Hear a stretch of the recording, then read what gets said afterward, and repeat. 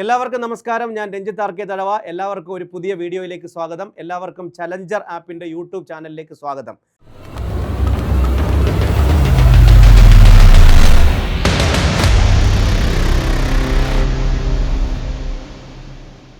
ആദ്യം തന്നെ പറയട്ടെ, നിങ്ങൾ ഈ ചാനൽ സബ്സ്ക്രൈബ് ചെയ്തിട്ടില്ലെങ്കിൽ ഇപ്പോൾ തന്നെ സബ്സ്ക്രൈബ് ചെയ്യുക. കാരണം APO പരീക്ഷയ്ക്ക് തയ്യാറെടുക്കുന്ന ഉദ്യോഗാർത്ഥികൾക്ക്, എല്ലാ പരീക്ഷകൾക്കും തയ്യാറെടുക്കുന്നവർക്ക് വേണ്ടി, ഡിഗ്രി പ്രിലിംസ് പരീക്ഷയ്ക്ക് തയ്യാറെടുക്കുന്നവർക്ക് വേണ്ടിയുള്ള ക്ലാസ്സുകൾ, ഫ്രീ ക്ലാസ്സുകൾ നമ്മൾ നൽകുന്നുണ്ട്. റിവിഷൻ മാരത്തോണൊക്കെ സ്റ്റാർട്ട് ചെയ്യാനിരിക്കുന്നു. വളരെ ഗുണപ്രദമായിരിക്കും. ഇംഗ്ലീഷ് എല്ലാം പഠിപ്പിച്ച് വിടാൻ തന്നെയാണ്, യൂട്യൂബിലൂടെ തന്നെ പഠിപ്പിച്ച് വിടാൻ തന്നെയാണ് ഞാൻ ഉദ്ദേശിച്ചിരിക്കുന്നത്. സോ മൈ ഡിയർ ഫ്രണ്ട്സ്, ഇന്ന് വന്നിരിക്കുന്നത് അസിസ്റ്റന്റ് പ്രിസൺ ഓഫീസർ പരീക്ഷ. നമുക്കറിയാം ഉടനെ വരാൻ പോകുകയാണ്. ഇനി വളരെ കുറച്ച് സമയം മാത്രമേ ഉള്ളൂ. ഇംഗ്ലീഷ് ഇതുവരെ ഒന്നും ആകാത്തവർക്ക്, പഠിച്ചു തുടങ്ങാത്തവർക്ക്, പഠിച്ചിട്ടും എങ്ങും എത്താതെ പോകുന്നവർക്ക്, എന്തൊക്കെ പഠിക്കണം എന്ന് ആശങ്കപ്പെട്ടിരിക്കുന്നവർക്ക് വേണ്ടിയുള്ള ഒരു ഷോർട്ട് വീഡിയോ ആയിട്ടാണ് വന്നിരിക്കുന്നത്. ഈ വീഡിയോയിലൂടെ ഞാൻ ഉദ്ദേശിക്കുന്നത് നിങ്ങൾക്ക് 10 മാർക്കും സ്കോർ ചെയ്യാനുള്ള കാര്യങ്ങൾ ഒരു സ്മാർട്ട് വർക്കിലൂടെ നമുക്ക് നേടിയെടുക്കാൻ സാധിക്കും. നമുക്കറിയാം ഗ്രാമർ ഒരു 10 ടോപ്പിക്കുണ്ട്, വൊക്കാബുലറി ഒരു 11 ടോപ്പിക്കുണ്ട്. എല്ലാ സിലബസിലും കൊടുത്തിരിക്കുന്ന ഇത് തന്നെയാണ്. പക്ഷേ മാർക്ക് വെറും 10 മാർക്കേ ഉള്ളൂ. എന്നാൽ ഡിഗ്രി നിലവാരമുള്ളൊരു പരീക്ഷയാണെങ്കിൽ 20 മാർക്കുണ്ട്. ഒരുപാട് കാര്യങ്ങൾ നമ്മൾ പഠിക്കണം. എന്നാൽ ഇവിടെ നമുക്ക് പ്രെഡിക്റ്റ് ചെയ്യാൻ പറ്റും ഏതൊക്കെ മേഖലയിൽ നിന്നാണ് ക്വസ്റ്റ്യൻ വരുന്നത്. നമ്മളിനി സമഗ്രമായിട്ട് പഠിക്കാൻ പോകണ്ട. ഗ്രാമർ ഞാൻ കുറച്ച് ടോപ്പിക്കുകൾ സെലക്ട് ചെയ്ത് തരാം, അതിനകത്തുനിന്ന് തന്നെ വരും എന്നുള്ളത് 100% ഉറപ്പാണ്. ഒന്ന്, article. A and the article. നമുക്കറിയാം എ ആൻഡ് ദ പഠിക്കണം. നമുക്കൊരു 2.5 മണിക്കൂർ കൊണ്ട് പഠിച്ചെടുക്കാവുന്നൊരു ടോപ്പിക്കാണ് ആർട്ടിക്കിൾ.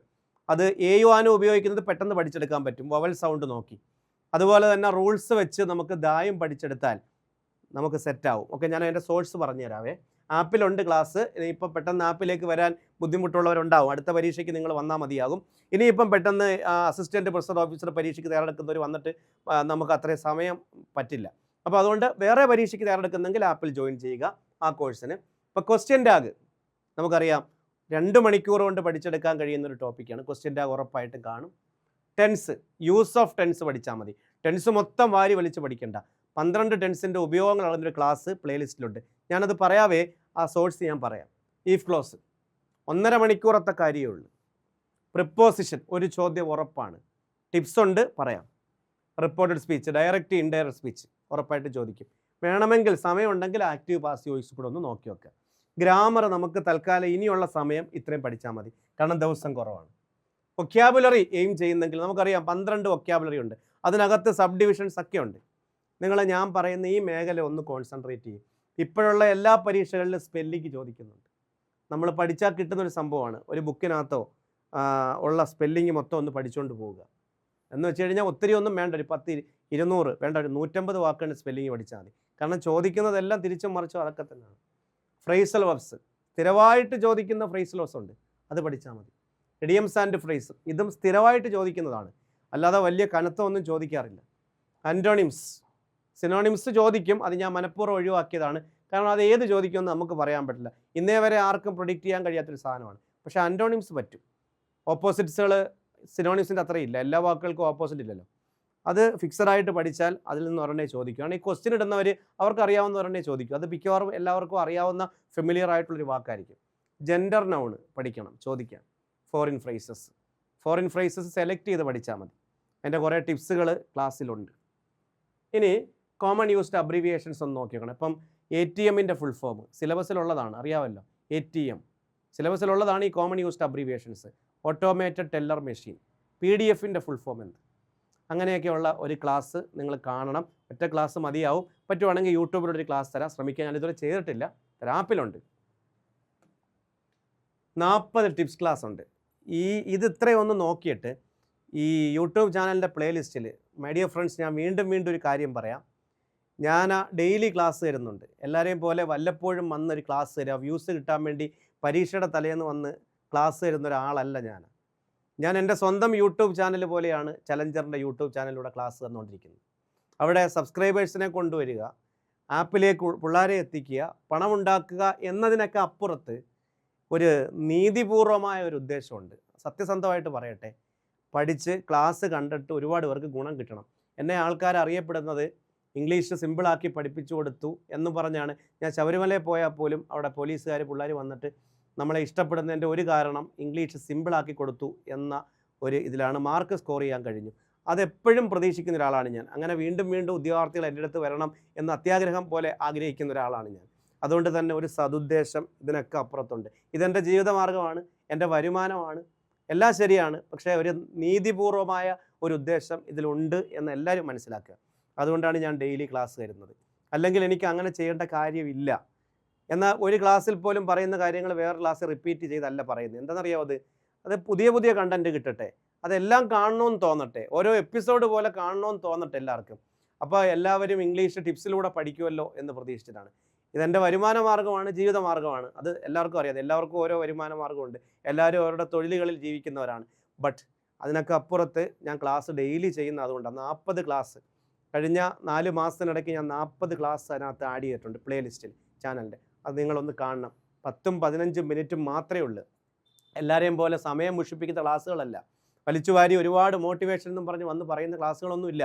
ഓരോ മിനിറ്റിലും ഓരോ കണ്ടൻറ്റ്, പുതിയ പുതിയ വൊക്കാബുലറി കിട്ടുന്ന ക്ലാസ്സാണ്. അത് ഇന്നും വന്നിട്ടുണ്ട് ക്ലാസ്.